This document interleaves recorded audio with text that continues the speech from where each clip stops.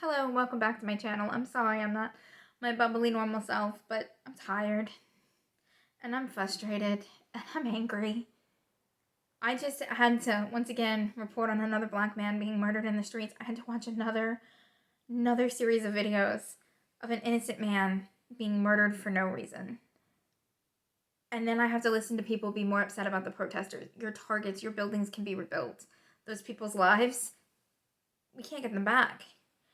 I'm not a fan of violent protesting. I worry about violent protesting. But let's get into why people are protesting the way they are. Because I'm watching video live from the ground where peaceful protesters were walking up and they were yelling and they were doing what protesters do, what people did at state capitals. Yelling in cops' faces and things like that. And do you know what they're doing? They're mazing them. They're shooting rubber bullets at them. They are actively trying to silence them. And when you constantly tell people how they protest is wrong, when you constantly tell people that you're not hearing them, that their voices don't matter, they're going to get angry. They're going to riot. They're going to burn the city to the ground because you're not hearing them. When a black man takes a knee to protest police brutality, you say he's disrespectful and you call him a son of a bitch. When a black man tries to post on Twitter his experiences, you tell him this is not the place.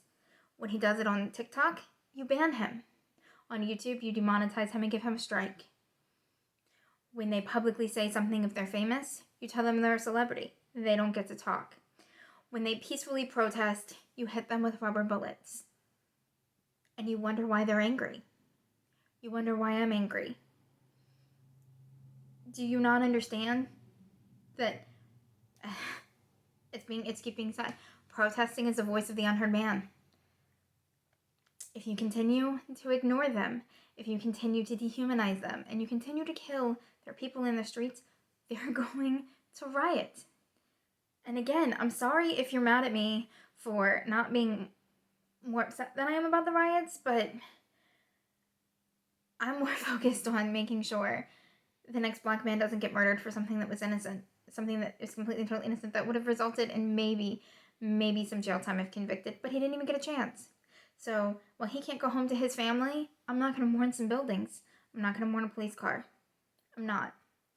I'm also not going to sit back and be okay with the fact that our president is turning around and talking about shooting protesters, and you can't tell me he's not. I know the racist quote that comes on. Go watch that video. If you continue to tell them that every which way they protest is wrong, don't be surprised when they get violent. Don't be surprised when they burn your city to the ground. We did the same thing in the British Revolution. When they wouldn't hear us any other way, we rioted. We created a war.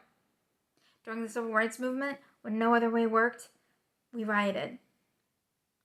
If you continue to not hear them, they're going to riot. Maybe stop and take a second and look at why they're rioting. Look at why they're angry. And consider, maybe considering checking your own privilege. Because I don't want to see another black man murdered. I don't want to watch another video of someone being gunned down in the streets. I don't want to watch another knee in the neck for 9 minutes. I can't do it anymore. It's soul crushing. It is absolutely soul crushing, and I'm white. I can only imagine what it's like for them. So, again, I will not be more upset about buildings burning down than I am an innocent man being murdered in the streets. If you want people to stop rioting, hear them, listen to them, care.